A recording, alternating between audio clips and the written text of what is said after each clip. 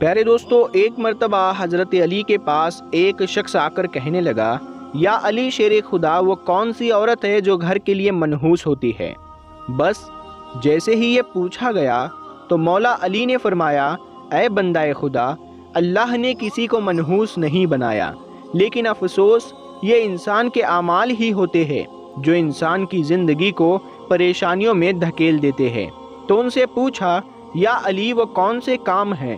حضرت امام علی نے فرمایا، گھر کے لیے وہ عورت پریشانی کا سبب بنتی ہے جس کی رگ رگ میں دو عیب پائے جاتے ہیں۔ پہلا عیب کہ وہ اپنے گھر کے لوگوں کی غیبت کرتی ہو، ادھر کی بات ادھر پہنچاتی ہو، اور دوسرا عیب کہ وہ بار بار جھوٹ بولتی ہو۔ یاد رکھنا، یہ وہ نحس عادتیں ہیں جو کسی بھی عورت میں ہوگی، وہ اپنے ساتھ گھر والوں کو بھی برباد کرتی ہے۔ یہ دو کام جو بھی عورت کرتی ہے تو وہ گھر کی خوشحالی، برکت اور سکون کو برباد کر دیتی ہے۔ تو دوستو، یہ دو کام، ایک ہے غیبت کرنا اور دوسرا ہے جھوٹ بولنا۔ یہ دو کام عورتوں کو نہیں کرنے چاہیے، ان کے ساتھ ساتھ یہ مردوں کو بھی نہیں کرنے چاہیے، کیونکہ یہ بہت بڑا گناہ ہے۔ پیارے دوستو، اس کے علاوہ نیک عورتوں کی خوبیوں کی بات کریں تو ہم آپ کے لیے نیک عورت کی چند خوبیاں بیان کرتے ہیں۔ ہماری بہنیں یہ بات یاد رکھے کہ جب بھی نیک عورت کی خوبیوں کی بات ہوگی تو شوہر کی فرما برداری سر فہرست ہوگی۔ قرآن پاک میں اللہ پاک فرماتا ہے، نیک عورتیں وہ ہے جو فرما بردار ہے اور خاوند کی غیر موجودگی میں اللہ کی حفاظت میں اپنے مال و آبرو کی حفاظت کرنے والی ہے۔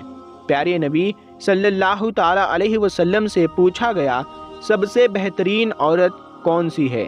تو آپ نے فرمایا، وہ عورت کہ جب شوہر اسے دیکھے تو وہ اسے خوش کر دے، اور جب شوہر اسے حکم دے تو اس کی اطاعت کرے، اور اپنے جان و مال میں شوہر کا ناپسندیدہ کام نہ کرے اور اس کی مخالفت نہ کرے۔ عورت کی محبت اور اس کے اطاعت میں سب سے زیادہ حقدار اس کا شوہر ہے۔ اس کا اندازہ اس بات سے بخوبی لگایا جا سکتا ہے کہ نماز عبادت کی نہایت ہی اعلیٰ قسم ہے اور سجدہ اس کی چوٹی ہے، لیکن شریعت نے شوہر کا مقام اور مرتبہ واضح کرنے کے لیے اتنی اونچی مثال بیان کی ہے کہ حضرت ابو ہریرہ رضی اللہ تعالیٰ عنہ سے روایت ہے، رسول اللہ صلی اللہ تعالیٰ علیہ وسلم نے ارشاد فرمایا، اگر میں اللہ کے سوا کسی کو سجدہ کرنے کا حکم دیتا تو میں بیوی کو حکم دیتا کہ وہ اپنے شوہر کو سجدہ کرے۔ پھر آپ صلی اللہ تعالیٰ علیہ وسلم نے فرمایا، اس ذات کی قسم جس کے قبضے میں میری جان ہے، عورت اپنے پروردگار کا حق ادا نہیں کر سکتی جب تک کہ وہ اپنے شوہر کا حق ادا نہ کرے، حتیٰ کہ جب شوہر اسے بلائے اور وہ اگر سواری پر ہو تب بھی اپنے آپ کو نہ روکے، شوہر کے پاس چلی آئے۔ صحیح حدیث میں ہے کہ جس شوہر کو اپنی بیوی سے تکلیف پہنچتی ہے تو جنت کی حور اسے بد دعا دیتی ہے۔ پیارے دوستو، نیک عورت کی ایک بڑی خوبی یہ بھی ہے کہ ستر و حجاز کی مکمل پابندی کرنے والی ہو۔ مسلمان عورتوں کے لیے پردہ اسلام کے خصوصیات اور اس کے محاسن میں سے ہے۔ پردے میں عورت کی عزت کی حفاظت ہے، پردہ رحمت ہے۔ اسلام میں عورتوں کو بیش قیمتی قرار دیا گیا ہے، اسی لیے اس کی حفاظت اور صیانت کا خصوصی اہتمام کیا گیا ہے۔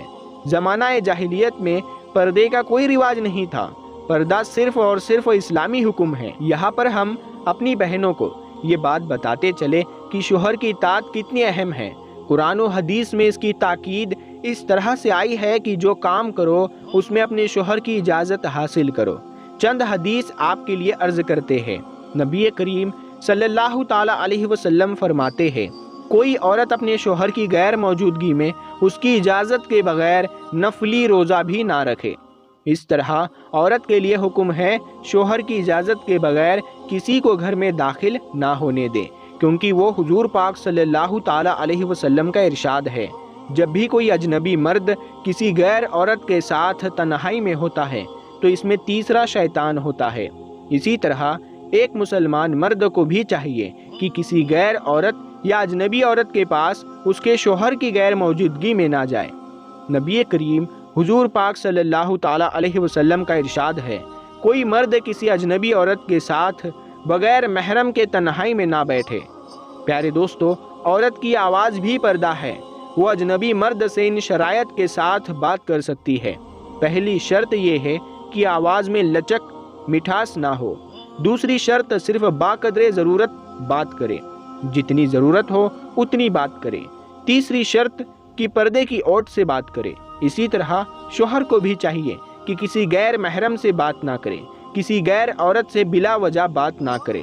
اللہ پاک تمام بہنوں کے گھروں کو آباد کرے۔ اللہ پاک ان کے شوہروں کو نیک اور فرما بردار بنائے۔ آمین یا رب العالمین۔